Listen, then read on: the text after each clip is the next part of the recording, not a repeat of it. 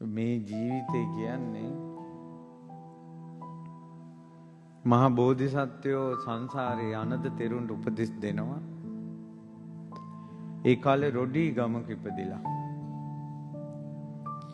ඒ අම්මලා ඒ චූටි දරුවෝ ගම අයිනේ ගහක් යට නිදි කරවල රිදි කෑල්ලක දර හොයන්න යනවා. එතකොට ගමේම ඉන්න බලු පැටව් බල්ලෝ ඇවිල්ලා අර ගහ යට ඉන්නවා. අර ළමයිනුත් ඉන්නවනේ. ගෙවල් වලට පුරුදු වෙච්ච බල්ලන් බැල්ලියා.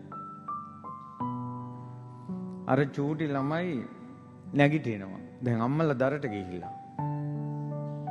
ඒ ළමයි බඩගින්නෙන් එහි මේ පෙරලෙනවා. පෙරලිලා ළඟ බුදියාගෙන ඉන්න බැල්ලියන්ගේ කිරි දෙන බැල්ලියන්ගේ තනබුරුල්ලට කට තියාගෙන මනුස්ස ජීවිතේ ඉපදිච්ච අර චූටි ළමයා බැල්ලිගෙන් කිරි බොනවා. ඒක අනිත් බැල්ලියෝ ලෙව කනවා එංග. ඔයා කියන්නේ මං පෙරම් පුරන බෝධිසත්වයන්ට ඕක වෙලා තියෙනවා. පෙරම් පුරන ආනන්ද මහතෙරුන්ට ඕක වෙලා තියෙනවා.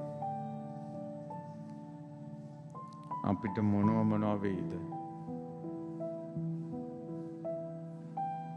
අපි තරහ ගිය ගමන් බැල්ලි කියලා බය සැරට බයිනවා, බල්ලා කියලා බයිනවා. අපේ කර්ම අපිට විපාක දෙන්න ගත්ත ගමන් උන්ගෙම කිරි බොන්න වෙනවා.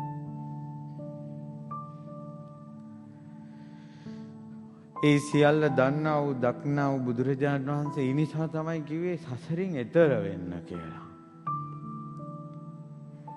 සංසාරයෙන් එතර වෙන්න කියලා වදාළා.